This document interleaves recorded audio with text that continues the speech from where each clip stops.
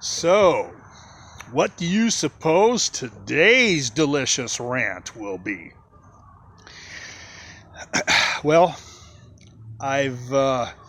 haven't been having good success lately reconnecting with Daniel. He sometimes likes to take his summer vacations, and the dreams and the visions pile up. That being said, I had two very specific dreams that these are the types of dreams that the information being related is so graphic that I can figure it out sometimes. Now, I've been pondering. I went out, looked around a little bit on the internet, was looking for spiritual individuals, and I found what might have been some possible spirituality, but there's so much every man catching each other's words, and no one, and I don't know if I put the correct stress the last time I spoke, or maybe it was the time before last. So I'm going to reverse the terms.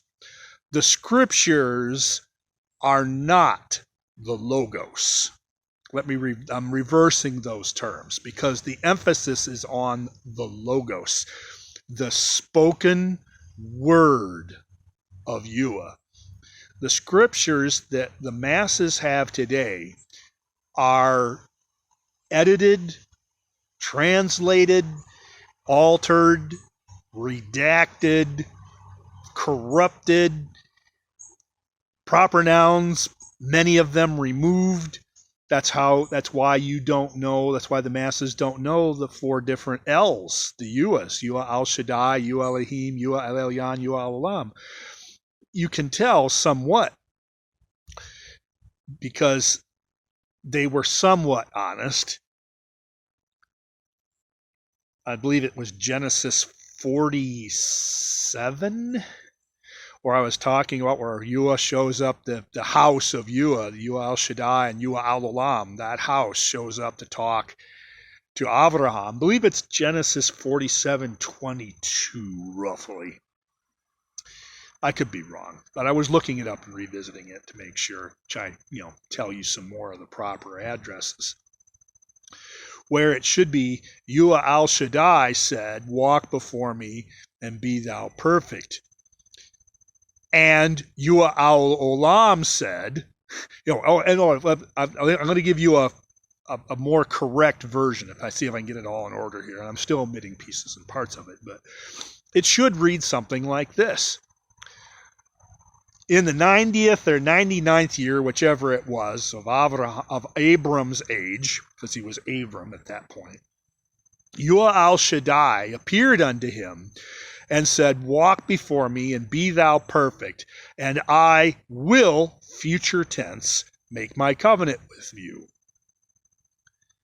And Yahuah Al Olam said, "As for me, behold, my covenant," present tense, "is with thee." See, if we had the more correct, uncorrupted copies of the scriptures, the people would know more about Yahuah's great name and the 5 different Yahuahs. But no, there's all this corruption and redaction, and let's use the name Jesus. And you'll notice, and I don't want to take away from the name Jesus, except that the devil worshippers use it with no difficulty at all.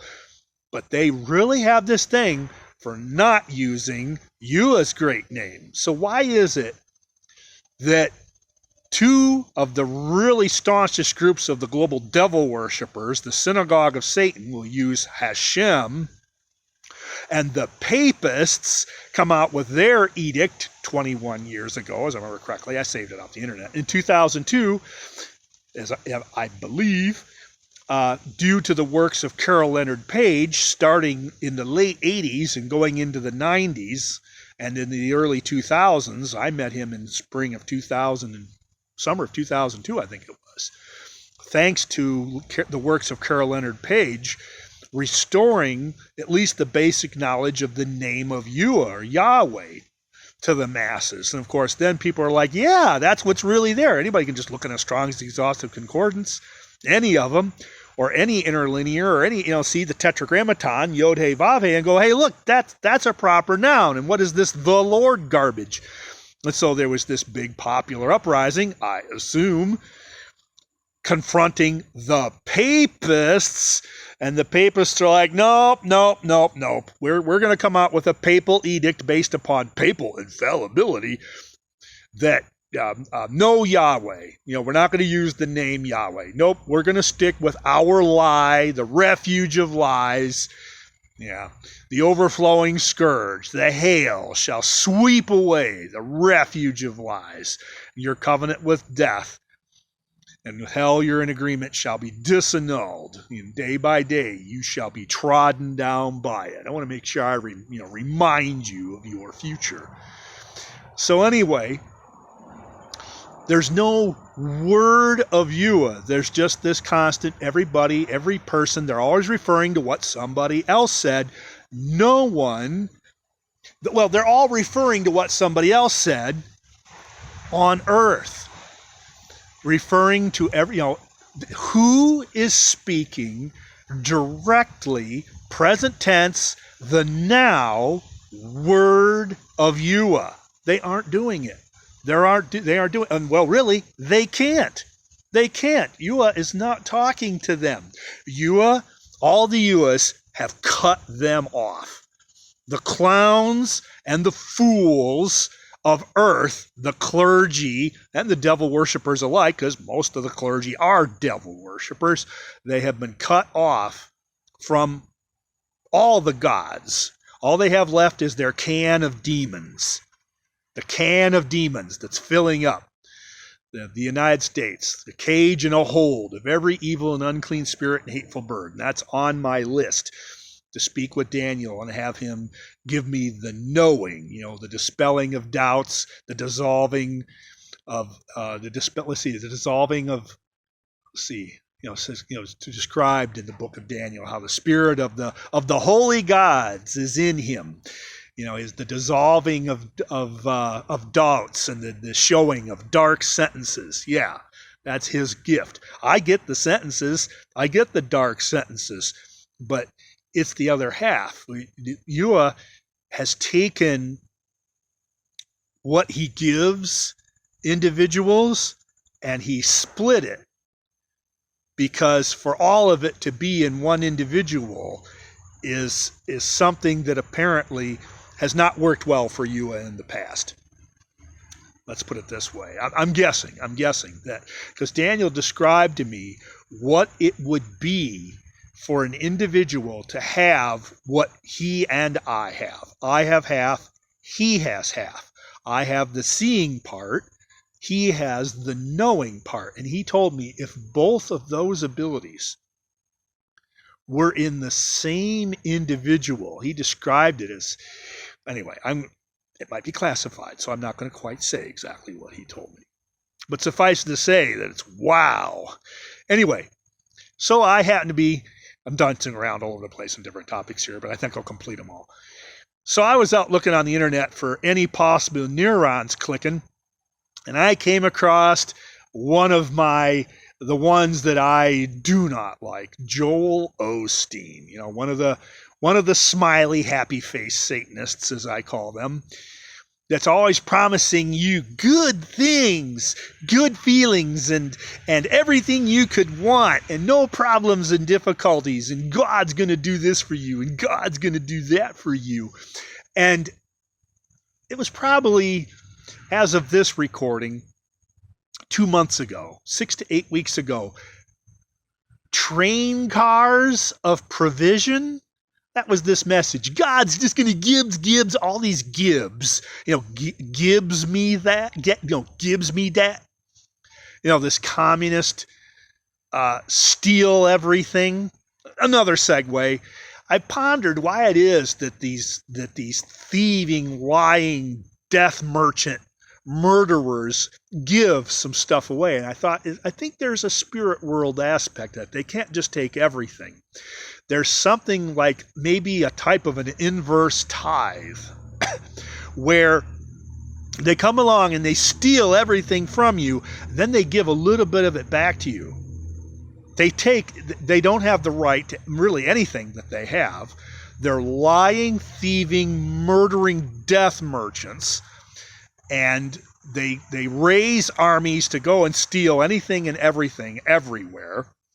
And of course that's being aggregated, and at least historically has been aggregated in the West.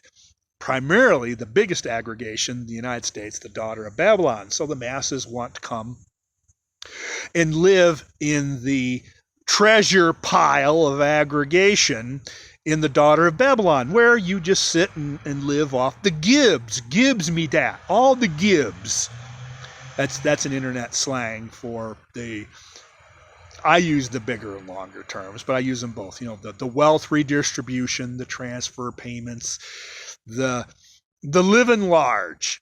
Live large in the daughter of Babylon. You can have everything you want pretty much for free, depending on how much you exist in death and how much you please those that exist in death. If you're a whoremonger, a murderer, and fairly unintelligent and don't want to work, and your purpose is to destabilize society and cause man-made manufactured chaos, then those that exist in death, come to the United States, the daughter of Babylon. Come to France. Come and destabilize society. We will give you lots of gibs. Gibs me dat. That's all going to go away. If you haven't even remotely seen chaos yet.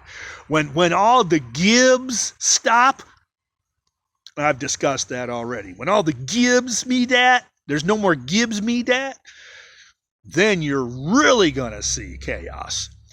Anyway, so I was pondering this, all the train cars of God's gibs. God's got lots of gibs, going to gibs you this and gibs you that. Never mind the fact of, no, you get a worker's garment. Somebody was complaining how my garment is stained. Yeah, well, that's what happens when you work. You get a worker's garment. Yeah, that's what you're going to get. Work. A worker's garment and work, not gibs me dat. So I was pondering, is it possible, because I have been asked. Now, I've specifically brought this topic up with Pharaoh, right? Because Pharaoh doesn't have access to Yahuah. The priests do. Yeah, that's what I am, a priest. Pharaoh doesn't have access to the ecclesiastical, to the spirit world, to the other dimensions anymore. Only the bona fide priests, all the fake priests, the clergy, the clowns, the fools, and the clowns. Oh, I hated when my dad called me a clown. Well, he's passed away now, and now that mantle has passed to me, and now I can call everyone a clown. Yes, but it wasn't because I was being subjected to perhaps a Masonic humiliation ritual. I've been subjected to so many Masonic humiliation rituals. But now it's the absolute truth in fact, not just, yes, I'm here to belittle you as a Masonic humiliation ritual. No. This is where Yahuah's, the Arca reality, the eternal reality of Yahuah has passed over the earth, over the clowns and the fools, the clergy. And what is emerging? What's happening now? I'm watching every now and then. I go out and say, what are the clowns doing today? What's going on in clown world and clown show, in fake world? Thank you to my long separated 21-year friend for giving me the phrase fake world. Yes, what's going on with clown world in fake world? Yeah. And so I go look at what bread and circuses that the death, the fall of empire, living life at the end of empire. That's right. What are you seeing right now? The death of empire.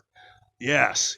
Oh, but In fake world, as long as the clown show is on, oh, there's nothing wrong. I was talking with a wise older man, a man 15 years my senior today, a wise elder man.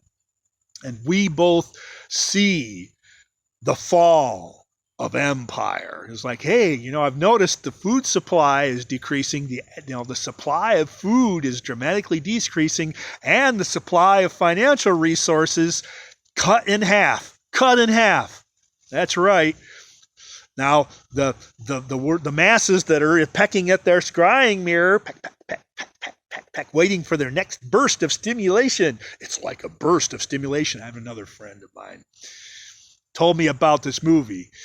It's like a burst of stimulation. They're pecking away at their scrying mirror, waiting for their next burst of stimulation.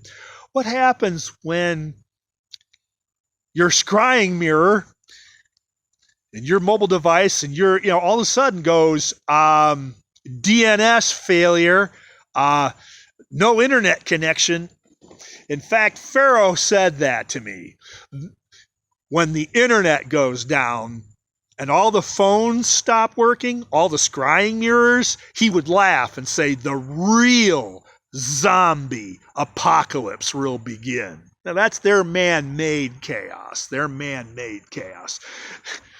Yahuah's chaos, Yahuah Al Shaddai, Yahuah Al Ehim, Yahuah Al Elyon, their chaos is far greater than anything mankind could cook up with their will.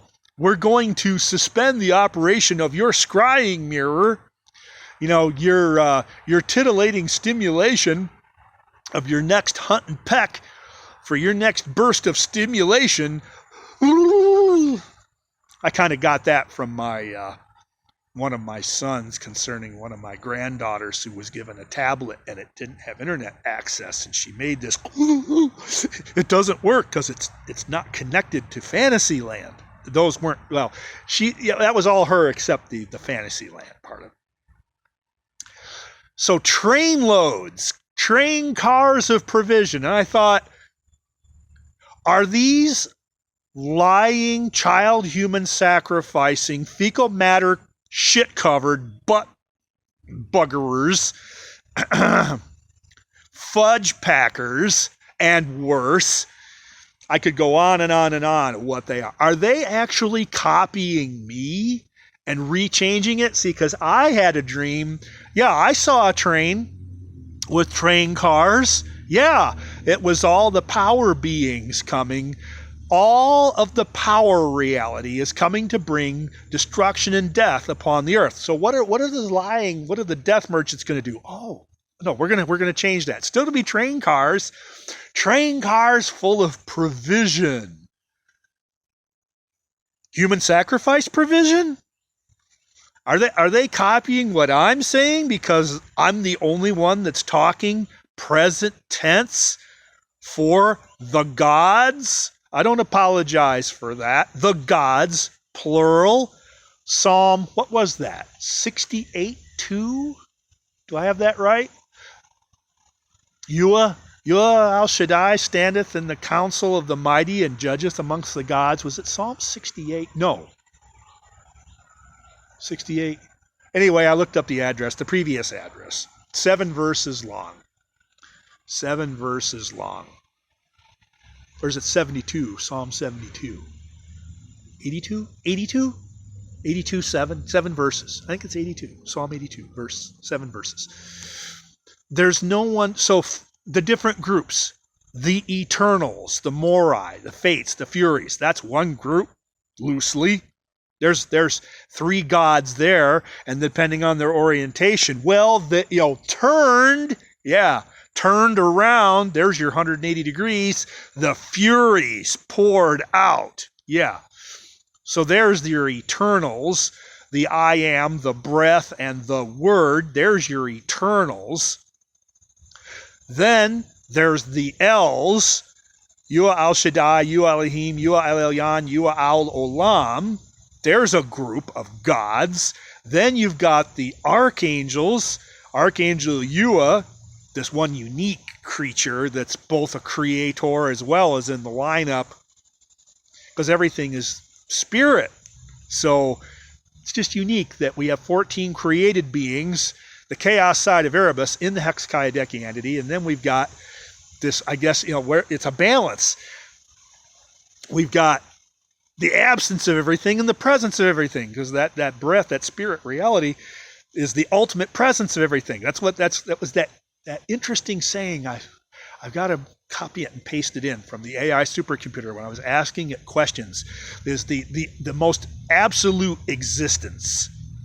Speaking of existence, where within the 4D, this 4D energy, temporality within time, existence is temporal, but I'm talking about Erebus, eternity, the ultimate existence. And the eloquence of how this AI described the eternals as being the most absolute of all existences. Well, they are eternal. Anyway, it was just very eloquent the way that the AI responded. So now we've got the 4 archangels, Archangel Yahuah for the El Elyon, the spirit reality. Then we've got the Archangel Gabriel for the Shaddai, the father reality. Then we've got the Archangel Michael for the Ehim, the son reality, so-called Jesus. And then we've got Addenda, the anointed cherub with iniquity. Make sure, who is it? Who is it? The devil worshippers, Satanists. Well, that's a title. Devil worshippers. I kind of laugh at the devil worshippers. You don't even know the proper noun name of who you worship. You don't even have a name. Peasant devil worshippers. So you've got these are the mouthpieces. You have the Archangel Addenda, Apollyon, and many other names. That's the one that had like 20 different names for the Olam reality. Then you've got a whole nother group of gods. These are the ones that I saw. These are the power, because they're in a different reality.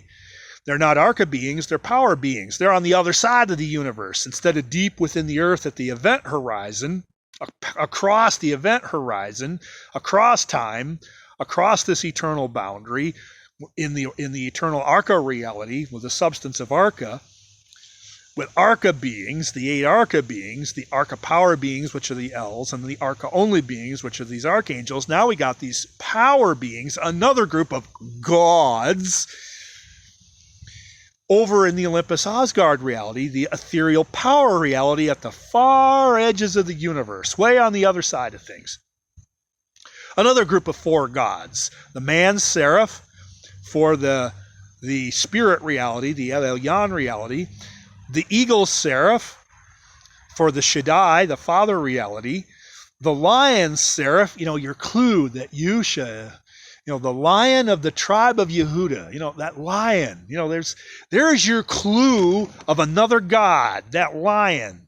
He looked like the Cheetos cat to me. He's just cool with these blue shades. That's just what my mind plugged into him. For those that are spiritual, your experience will probably definitely vary. For me, I don't know, whoever developed that Cheetos cat, I always thought he was so cool. But that's where I get that, you're my children. You're cool. That's all a part of that, I think. So the lion seraph for the Ehim, the sun reality, so-called Jesus. And then the calf seraph, the bulls for the calf reality, the seraph of the Olam reality. So here's all these different gods. Now, when you're listening to so-called clergy and so-called religious persons out there, pay attention. Who are they speaking for? Are they just going to say, God told me I had a vision from God. God wants to give you good things. No. Maybe that's what they're telling you, because in the words of another one of my educators, they want to ingratiate themselves to you. This individual said good, speak smooth things to us, prophesy deceits. Got to have these tasty, tasty, delicious lies, gives me another tasty, delicious lie, and send cash. Yeah, they will dispense tasty, delicious lies, and you will send cash. So none of them are connected to anything. They're all just a bunch of blabbering fools just talking about whatever sounds good. Okay, Chet's going to finally, are you going to defecate or get off the pot? What are the L's, whoever it was that brought me these two latest dreams? This one had 3 parts. I've recorded. It's not interpreted yet, but some of this stuff you can figure it out. I was in this house, and it was like 4 or 5 stories high. It was very tall, and I was in the upper story, and the floor, if you've ever been in a very old wooden dwelling, and the floors will sag, I mean noticeably, like a foot or two, if you've got a span length of like 30 or 40 feet, and the structural integrity of the dwelling is strongly compromised, there'd be a sag, a noticeable sag. And I've been in several of these throughout my lifetime, been in these old wooden dwellings that are compromised, the humidity and their structural integrity is, and could have probably fallen through the floor somewhere for all I know. And so there's this sag in the floor, noticeable sag, and there were pieces of the floor were missing. You could see the beams underneath. It was very dilapidated. And then I moved up even higher, and there was this upper area where there were these white structures, and there was green grass. There was grass, little short, starting to grow out of all the structures up high. I mean, if you've ever been inside a house that's really rotten, if you've ever had the chance to engage in urban exploration, or just any kind of an exploration of an abandoned place, and you see the organic nature, particularly with organic structures, i.e. wood, what have you, where literally it will be so decomposed and rotten that things will be growing out of the wood. And that's what was in this dream. Now, I'm just guessing and grasping at straws, but I'm going to take that to be society, and particularly the daughter of Babylon, that it is so rotten now, and it's showing the coming collapse, that it is so rotten. And I don't know what aspect. It was a house, a very, very large house, and it was just rotten inside.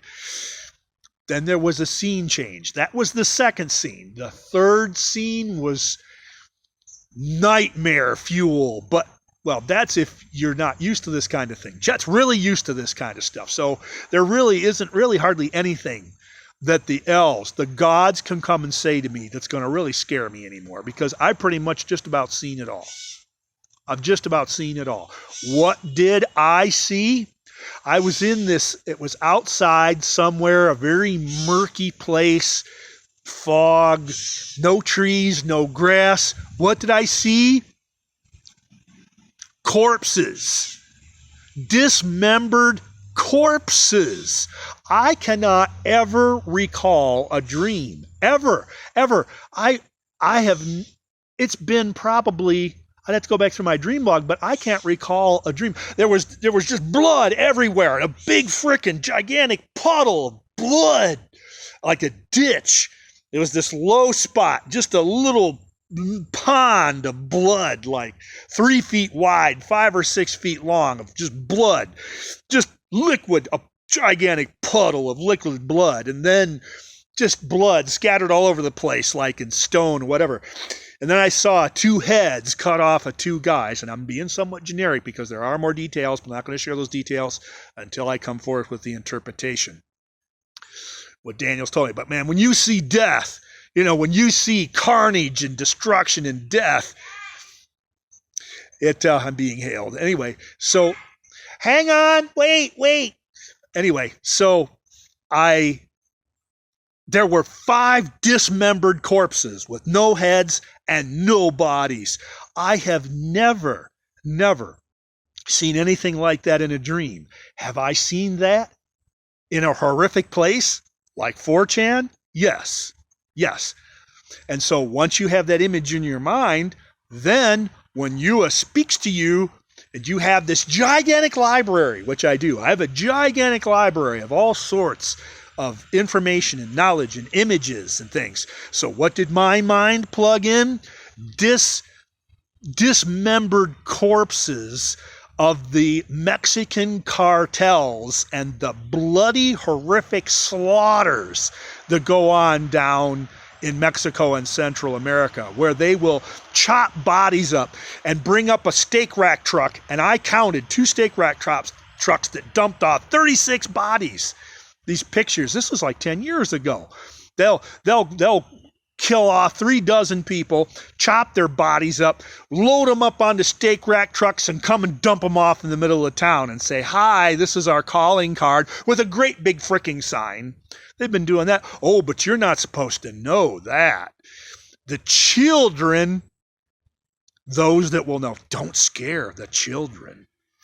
Yeah, that's, I cannot ever recall a dream. I think I had a dream 6 years ago. I saw 2 policemen get killed, but I did not directly see their bodies. I saw some type of car run over them. Actually, I think it was a horse-drawn something. I saw their blood go out from underneath. I did not see their bodies. I did not see the violence take place per se. I just saw 2 policemen die, and their blood go out from underneath of the back of some sort of conveyance, a wagon or something. It was a really interesting dream because it had like 12 scene changes. It took me almost 2 hours to write it down. But I have not had a dream where I have seen massive amounts of blood and dismembered bodies. This is a first ever. This is by far the most gory, horrific. I'm used to it. I mean, my reality has been filled with so many good things and so many bad things. There really isn't anything that's going to shock me or surprise me anymore. But if this is what is coming upon the masses, then what I've got to tell you, the word of Yahuah, yeah, it is bad. It is really, really bad, whatever this is. We're talking destruction and death like you have never seen, at least the masses. Now, if you're following the cartels and the gangs and what they're doing down in Mexico, yeah, there's some pretty bad things. But can you imagine that going on in every city in the United States? Can you imagine dismembered bodies and piles of heads laying on the main street of any town where you live? Can you imagine that kind of scare, upset the children, where the gangland, the gangbangers really are like, yeah, man, off with their heads? Yeah. Now, I do not have the interpretation for this. I'm telling you the raw data as it comes into me. But there are some things you don't have to guess at. It's bad. The other dream was I was inside this peculiar square citadel, extremely thick walls. And the dream started out where I saw 2 men on a high position outside of the citadel, and they were preparing a type of an arrow, but it was a shot, a syringe, but it was long, it was hollow, they were putting poison in it. Then a scene change. I see a man in my place where I was, because there was this citadel. It had water around it. It had walls like 4 feet thick. I'm about 99% sure this was the daughter of Babylon. The imagery, the description fits the daughter of Babylon as a pattern. The exceedingly thick walls and the water around it. That is Babylon, the daughter of Babylon. That is the imagery. The military, the citadel, the walls, that's the military, the river around it, that's the financial system, that's the pattern. But anyway, so then a scene change. So at first I see these 2 guys hot in this very high position, even above the walls of the citadel. Probably the eugenicists, I guess. These two guys, they were preparing this shot. Then it cracked open like this. It had a little hatch right on the side of it. It was translucent. You could see in it. They put this poison or something in it. They closed it back up. And then one of them took it, put it in a big bow like this, a big long bow, and shot it. Or, well, it was kind of a scene change back and forth. Then my scene changes, and I'm looking. I see a man up high on the citadel, and he's just kind of walking back and forth. He's just kind of walking around a little bit, just kind of walking around in like a little figure eight, or just kind of pacing back and forth. He's just kind of moving around, and then the scene goes back to these two guys above him, and I see this bow, and the one goes and shoots it, and then the scene change comes back, and I see this man they're shooting at, and it went the arrow, this shot went right past him, like an inch or two away from his abdomen, went right past him. And then I was able to pick it up. I was able to pick this thing up, and I was looking at it, and it was this. I actually cracked it open. I flipped open its little hatch and looked at it, and it looked like little white stalagmites, little crystal structures inside it, all white crystals that would grow, like, I don't know. But anyway, it was a poison that they had put in there. Then another scene change. Now I'm deep within the citadel, but I'm at a door. There's a little square door in the side of the citadel. I'm leaning out, looking, and I can see land adjacent, maybe 40 feet away, 50 feet away, at least 20 or 30 feet away. And there's water down below me, like 10 feet down or something like that. And I know that I don't remember which one happened next, but there was the two events that were pretty close together, where a girl in black like chainmail, like a medieval black armor came, a young woman, probably one of the archangels or a power being. I just perceived them as young people.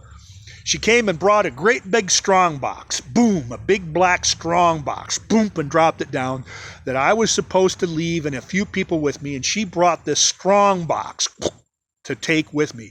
And then a voice spoke and said, "You are in very extreme grave danger, and you must leave within the hour." And I was like, wow. I've never had a dream like that before. And then I looked out of this little square opening in the side of the citadel, and here comes this guy on a big, funky looking raft. It was a raft, very low, very flat, but it was like a funky polygon with like 7 sides on it. It had all these different peculiar sides on this polygon. It's like a 7-sided polygon. Big, huge, long raft, and he's at the stern of this thing, paddling it along, and it comes right up underneath me, and I step down onto this raft. And then I'm wondering who's going to come with me, and then I see one of the men that was in that high place come down and start talking with the paddler at the stern, and then that's where the dream ended. So again, I'm giving you the raw information. It probably has a very unusual interpretation. Parts of it I can figure out. Obviously, the big square thing, it was really tall.